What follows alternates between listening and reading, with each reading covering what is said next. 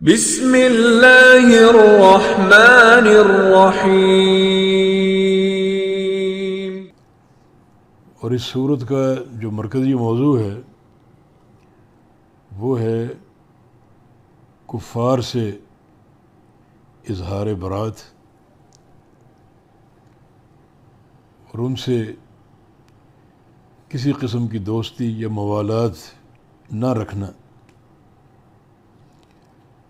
صورت کا نام ممتحنہ ہے، جو اس صورت کی آخری آیات سے یہ نام لیا گیا ہے۔ ممتحنہ کا معنی امتحان لینے والی، مختبرہ کے معنی میں۔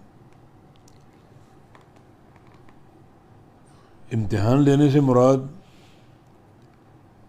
وہ خواتین جو صلح حدیبیہ کے بعد مکہ سے مدینہ آتی تھیں، تو اللہ تعالیٰ نے یہ حکم دیا کہ ان کو واپس نہ لوٹایا جائے، مگر ان کے ایمان کا امتحان ضرور لیا جائے کہ ان کا یہاں آنا زمین کی خاطر ہے یا اپنے شوہر سے ناراض ہو کر آئی ہیں یا واقعتاً سچے ایمان کے لیے ہجرت کی ہے۔ تو اگر واقعتاً ان کی ہجرت ایمان کے لیے اللہ اور اس کے رسول کی طرف ہے تو پھر ان کو مدینہ میں رکھا جائے، واپس نہ لوٹایا جائے، کیونکہ صلح حدیبیہ کی ایک شق یہ تھی کہ جو کافر اسلام قبول کر کے ہمارے پاس آئے گا مکہ سے، اسے ہم لوٹا دیں گے آپ کی طرف، اور جو مسلمان یہاں سے مرتد ہو کر آپ کے پاس آئے مکہ مکرمہ، تو اس کو آپ نہیں لوٹائیں گے، اپنے پاس ہی رکھیں گے۔ تو یہ حکم مردوں کے لیے تھا، عورتوں کا ذکر نہیں تھا۔ اور جب ایک عورت مکہ سے آئی جو ام کلثوم بنت عقبہ کے نام سے تھی اور عبد الرحمن بن عوف کی بیوی تھی، تو بات وہی سامنے آئی کہ یہ مکہ سے آئی ہے اسلام قبول کر کے، تو معاہدے کے مطابق اس کو لوٹایا جائے، مکہ بھیجا جائے، مگر اللہ رب العزت نے اس معاہدے کا اطلاق مردوں تک محدود رکھا۔ عورت اگر آئے گی تو اس کو واپس نہیں کیا جائے گا، ہاں اس کے ایمان کا امتحان لیا جائے گا کہ واقعی وہ دل سے اسلام قبول کر کے آئی ہے۔ تو یہ امتحان اس سورہ مبارکہ میں یہ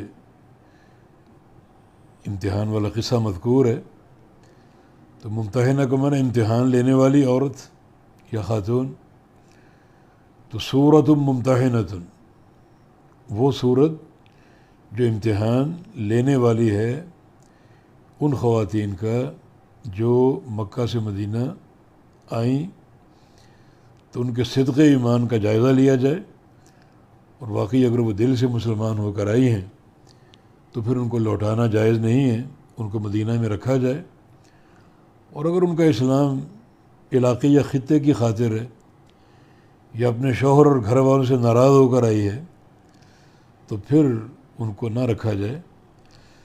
تو چونکہ امتحان کا موضوع آگے آئے گا انشاءاللہ اس سورہ کے آخر میں، وہاں تفصیل سے پڑھیں گے، اس لیے سورت کا نام ممتحنہ رکھا گیا۔